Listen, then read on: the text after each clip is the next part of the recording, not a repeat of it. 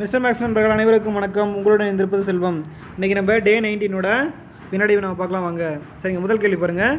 கீழ்கண்டவற்றுள் பெரும்பாலும் சீரான வட்ட இயக்கம் அல்லாதது எது? சூரியனை சுற்றும் பூமியின் இயக்கமா, பாதையில் சுற்றி வரும் பொம்மை ரயிலின் இயக்கமா, வட்டப்பாதையில் செல்லும் மகிழுந்தின் இயக்கமா, கடிகாரத்தில் மணிமுள்ளின் இயக்கமா? ஆன்சர் என்ன?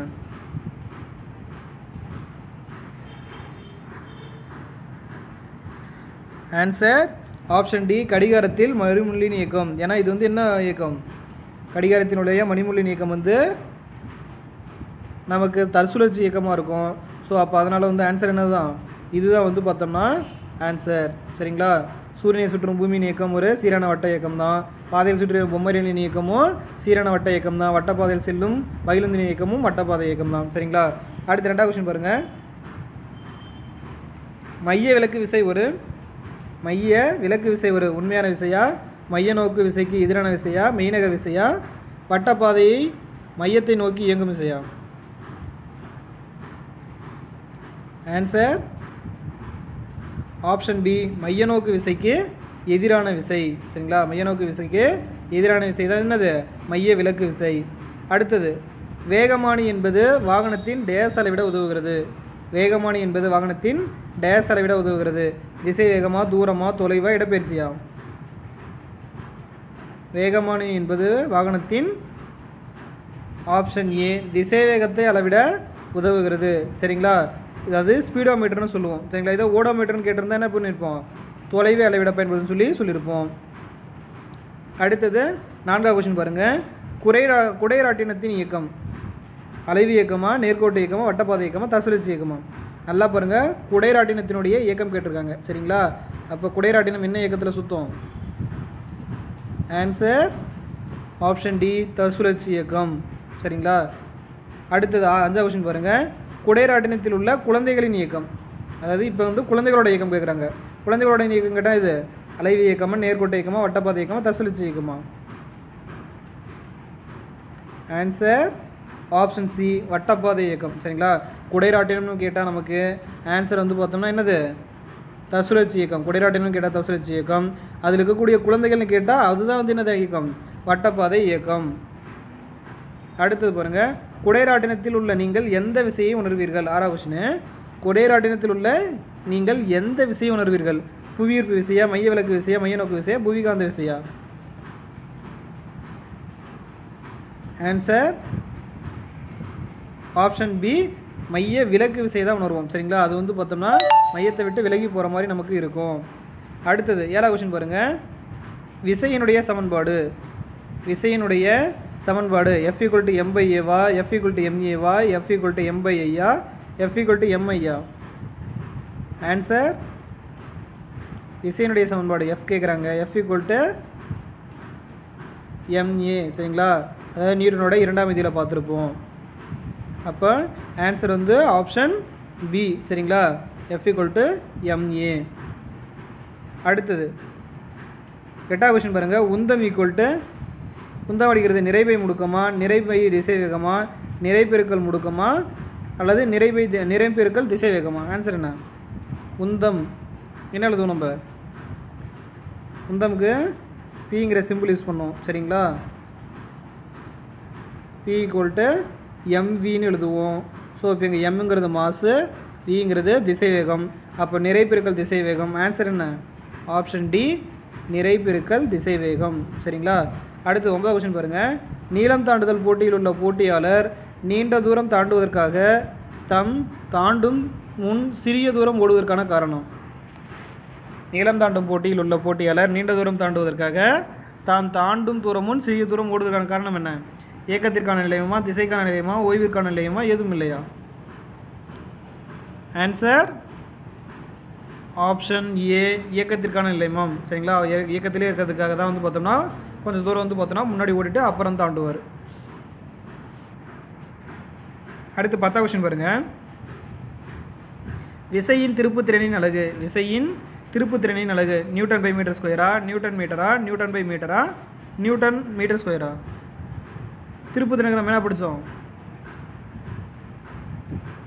Τ = ஃபோர்ஸ் இன்ட்டு டிஸ்டன்ஸ்னு படிச்சிருப்போம். சரிங்களா? அல்லது எம் ஈக்குவல்னு படிச்சிருப்போம். என்ன ஆன்சர் நமக்கு?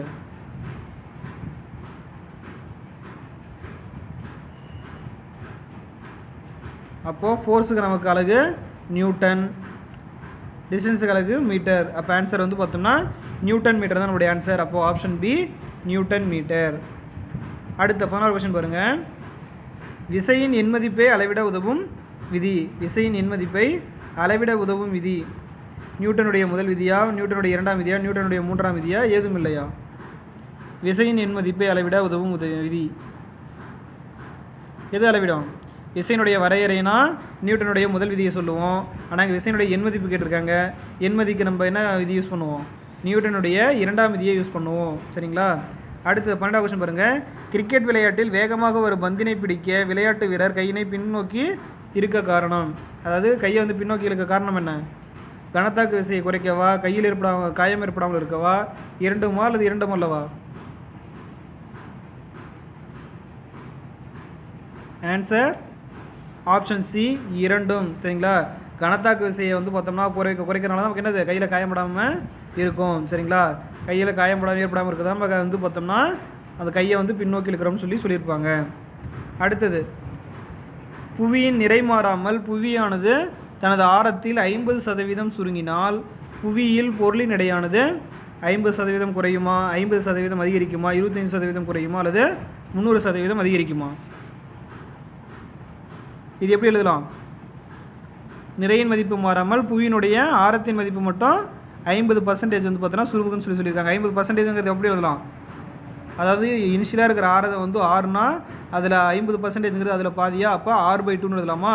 அப்போ r = r/2ன்னு நம்ம எழுதுவோம். சரிங்களா? அப்போது நமக்கு எடைக்கான ஃபார்முலா என்னது? எடைக்கு தானே கேட்டிருக்காங்க. எடைக்கான ஃபார்முலா வந்து W = mgன்னு எழுதுவோம். சரிங்களா? இதுதான் வந்து எடைக்கான ஃபார்முலா. இதில் m வந்து பார்த்தோன்னா மாறாதான்னு சொல்லிட்டாங்க, அதை அப்படியே வச்சுக்கலாம். அப்போ ஜிக்கு மட்டும்தான் நமக்கு தெரியணுமா? அப்போ ஜிக்கு வந்து பார்த்தோன்னா நமக்கு என்னது ஃபார்முலா என்ன படிச்சிருக்கோம் நம்ம முடுக்கத்திற்கு? G = என்னது mm/r² படிச்சிருப்போம். அதாவது G × mm/r² படிச்சிருப்போம். எழுதணும் பாருங்கள். G = அதாவது புவியீர்ப்பு மாறிலி m/r²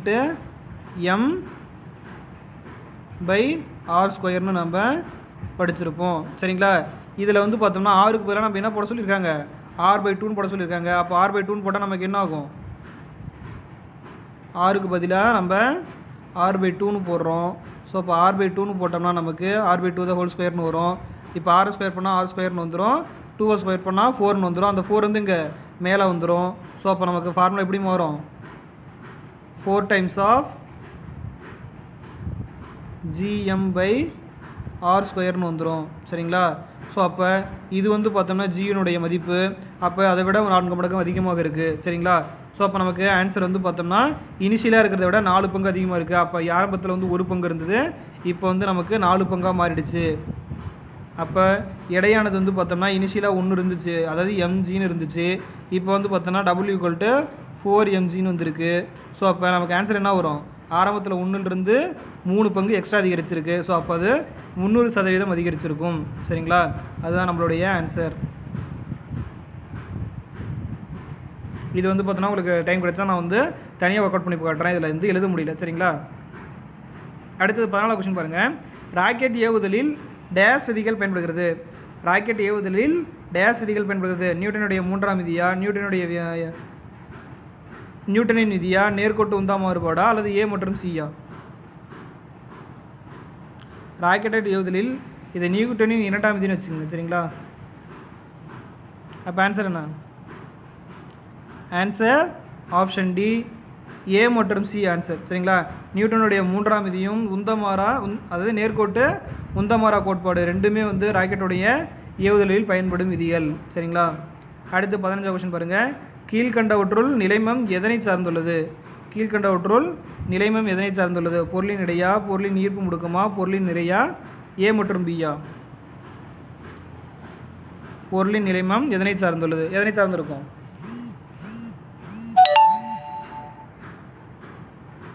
ஆன்சர் ஆப்ஷன் சி பொருளினுடைய நிறையை சார்ந்திருக்கும். சரிங்களா? ஏவுதலில் பயன்படும் விதிகள். சரிங்களா? அடுத்து 15 கொஸ்டின் பாருங்கள். கீழ்கண்டவற்றுள் நிலைமம் எதனை சார்ந்துள்ளது? கீழ்கண்டவற்றுள் நிலைமம் எதனை சார்ந்துள்ளது? பொருளின் எடையா, பொருளின் ஈர்ப்பு முடுக்கமா, பொருளின் நிறையா, ஏ மற்றும் பியா? பொருளின் நிலைமம் எதனை சார்ந்துள்ளது? எதனை சார்ந்திருக்கும்? ஆன்சர் ஆப்ஷன் சி, பொருளினுடைய நிறையை சார்ந்திருக்கும். சரிங்களா? அவ்வளோதான். இன்னையோட வினாடி வினா முடிஞ்சிச்சு. மீண்டும் நம்ம நாளைக்கு வினாடி வினா பார்க்கலாம். நன்றி.